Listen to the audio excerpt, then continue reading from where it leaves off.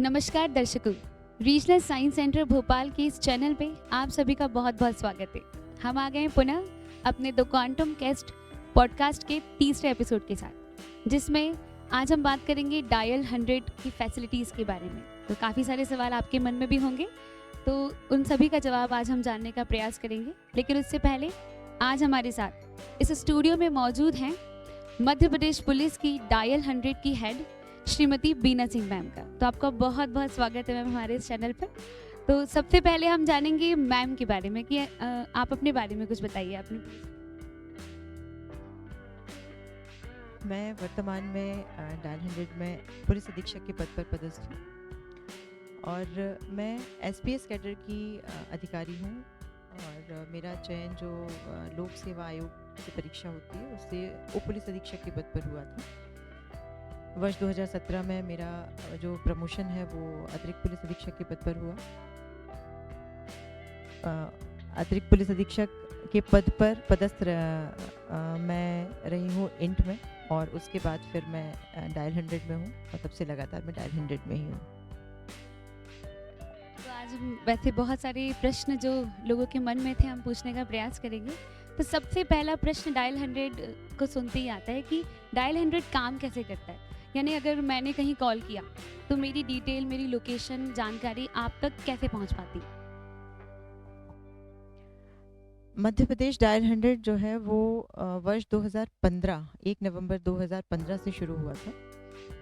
और जहाँ तक बात है इसकी कि कैसे डायल 100 से कांटेक्ट कर सकते हैं, तो कोई भी व्यक्ति जो है, पीड़ित व्यक्ति है, वो स्वयं या उसके सहायता के लिए कोई अन्य व्यक्ति, वो सिर्फ 100 नंबर डायल करके अपने, चाहे वो कीपैड मोबाइल हो या फिर एंड्रॉयड मोबाइल हो, उससे 100 नंबर डायल करके हमसे संपर्क कर सकता है, हमारे कॉल सेंटर में बात कर सकता है।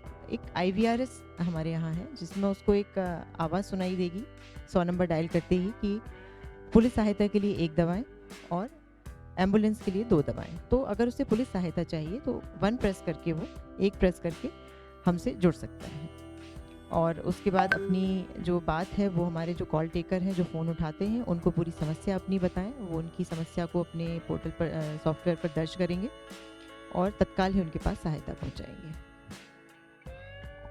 मैम, जैसे किसी ने कॉल किया, कोई इमरजेंसी, उन्होंने फ़ोन किया, तो कितने समय में ये सुविधाएं उन तक पहुंच पाती हैं? डायल 100 की जो गाड़ी है वो, उनका जो क्विक रिस्पांस टाइम है वो कितना है?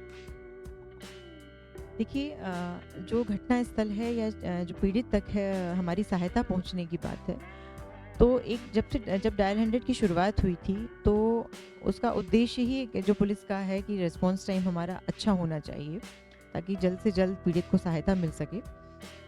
तो हमारे पूरे मध्य प्रदेश में 1000 डायल 100 वाहन हैं और हमारे जो कॉल टेकर, डिस्पैचर हैं, उनको ये अपने सिस्टम पर दिखाई देता है कि उस स्पॉट के पास में कौन सा वाहन तैनात है, कौन सा वाहन अवेलेबल है, उपलब्ध है, जो किसी दूसरे इवेंट पर नहीं है। तो जो नियरेस्ट गाड़ी है वो उसके पास तत्काल रवाना कर दी जाती है और जल्द से जल्द उनको पहुंचने के लिए निर्देशित किया जाता है।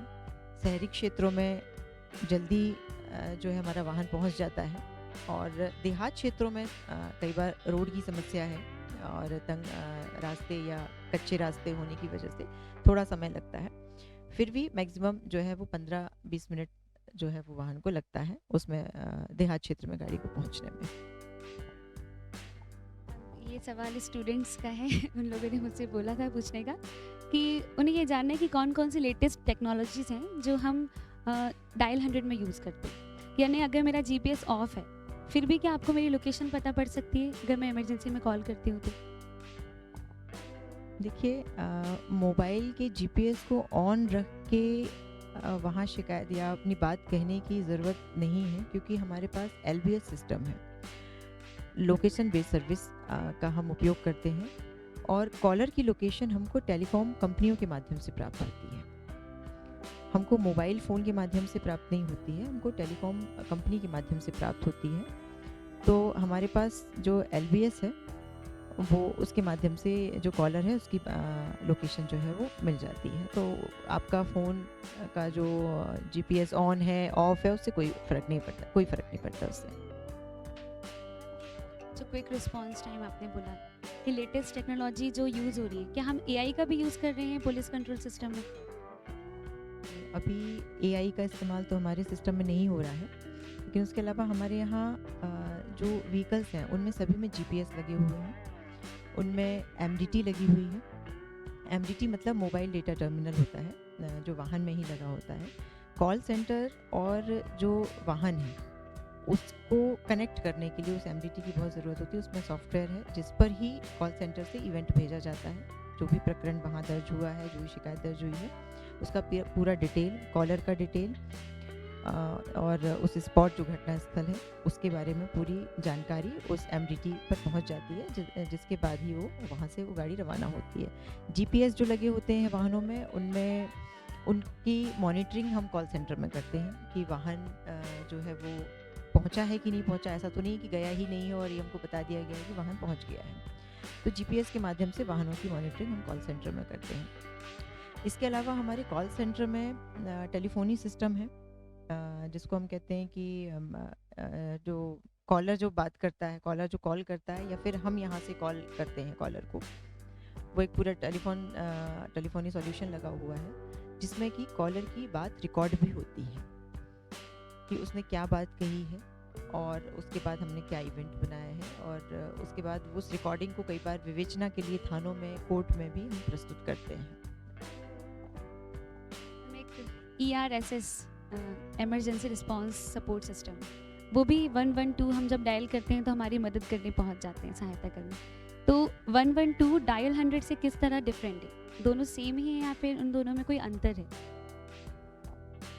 कि डायल 100 जो है वो हमारे राज्य की इमरजेंसी सेवा है और राज्य का एक नंबर था। 112 की जो बात करें वो केंद्र शासन का इमरजेंसी रिस्पांस नंबर है, लेकिन अभी वर्तमान में 112 और डायल 100 दोनों एक ही माने आप। 112 भी कोई डायल करेगा तो वो हमारे डायल 100 नहीं, हमारे डायल 100 कॉल सेंटर पर ही वो कॉल आएगा। वही कॉल टेकर उसको अटेंड करेंगे जो डायल 100 पर डायल किए गए कॉल को अटेंड करते हैं। तो आज की डेट में तो 112 और 100 में कोई अंतर नहीं है, सिर्फ डिजिट का अंतर है, नंबर का अंतर है, वो कि वो 112 है और ये 100 है। उसके अलावा कोई अंतर नहीं है। उसमें सहायता भी उसी तरह से पहुंचती है, पूरी कार्यवाही भी उसी तरह से होती है जैसे 100 में होती है। 112 के तहत एक चीज़ मैं आपको ज़रूर बताना चाहूँगी कि 112 के तहत हमको बाकी जितने भी हेल्पलाइन नंबर हैं, इमरजेंसी हेल्पलाइन नंबर हैं, हाँ 108 है, 108 है और आपका साइबर 1390 है, और उसके अलावा 1090 और 1098, मतलब जितने भी हेल्पलाइन नंबर हैं बाकी वो सारे धीरे धीरे इंटीग्रेट हो रहे हैं इसमें। तो कह सकते हैं हम कि किसी भी प्रकार की सहायता के लिए हम 112 या डायल 100 का उपयोग कर सकते हैं। अगला सवाल जो मेरा रहेगा वो महिलाओं के लिए रहेगा, स्पेशली उन्हीं के लिए डायल 100 को एम्फसाइज करवाया गया, शुरू करवाया गया। तो महिलाएं कैसे इसका उपयोग कर सकती हैं और कब कब डायल 100 का वो उपयोग कर सकती हैं? देखिए हमारे डायल 100 में किसी भी शिकायत के लिए, जिसको हम शिकायत कह लें, कॉल कह लें, उसके लिए बहुत सारी SOP है, मतलब 300-350 से ज़्यादा जो हमने टाइप सब टाइप बनाए हुए हैं। जैसे क्राइम के टाइप सब टाइप होते हैं कि महिला संबंधी है तो क्या क्या घटनाएं हो सकती हैं महिलाओं के साथ में, बच्चों से संबंधित है तो क्या क्या बच्चों के साथ में हो सकती हैं, वो कैटेगरीज पूरी बना रखी हैं। तो एक महिलाओं की पूरी कैटेगरी है जिसमें उनकी छेड़छाड़, रेप और घर में अगर कोई समस्या है, उनके साथ कोई मारपीट हो रही है, डोमेस्टिक वायलेंस है, तो उसके संबंध में कोई भी किसी भी तरह की उनकी जो समस्या है वो 100 नंबर पे जैसे नॉर्मल कॉल बाकी लोग करते हैं वैसे भी महिलाएं कॉल कर सकती हैं। इवन बच्चे भी कॉल कर सकते हैं। बच्चों को भी कोई समस्या है या फिर उनके परिवार में कोई समस्या है या पास पड़ोस में कोई समस्या वो देख रहे हैं तो वो उस पर कॉल करके बिल्कुल उस समस्या को बता सकते हैं। ज़्यादा समय ना लेते हुए एक आखिरी सवाल मैं आपसे पूछना चाहूँगी शरारती तत्वों को लेकर कि जो फर्जी कॉल्स आपके पास आते होंगे, मजाकिया फ़ोन्स को आप कैसे ट्रीट करती होंगी? उन लोग के लिए भी कोई पनिशमेंट होता है या फिर आप मतलब उनको ट्रीट कैसे करते हो आप लोग? ये बहुत अच्छा सवाल है क्योंकि इस समस्या से हम लोग बहुत ज़्यादा जूझ रहे हैं। जैसे मैंने आपको बताया कि प्रैंक कॉल्स और ब्लैंक कॉल्स और फेक कॉल्स हमारे पास बहुत आते हैं। उसके लिए अभी हम लोगों ने कुछ समय से शुरू किया है कि जो हमारे पास जैसे एब्यूज़िव कॉल्स भी आते हैं। तो एब्यूज़िव कॉल्स के लिए तो हमने जो हमारे पास पूरा डिटेल आता है कॉलर का, वे कौन कॉलर है और उसका नाम क्या है, किस ज़िले का है, वो सब सारी डिटेल रहती ही है। तो वो पूरी डिटेल के साथ में हम संबंधित ज़िले के एसपी को पत्र लिखते हैं, वो रिकॉर्डिंग उनके पास भेजते हैं और उनको कार्यवाही के लिए उसमें कहते हैं। तो संबंधित ज़िले के एसपी उन लोगों पर कार्यवाही भी करते हैं। तो मेरा तो आपके चैनल के माध्यम से ये बिल्कुल सभी लोगों से अनुरोध है कि डायल 100 जो सर्विस है वो बहुत ही इमरजेंसी में उपयोग की जाने वाली सर्विस है। आपातकाल में फंसा हुआ व्यक्ति, उसके लिए एक एक सेकेंड कीमती होता है।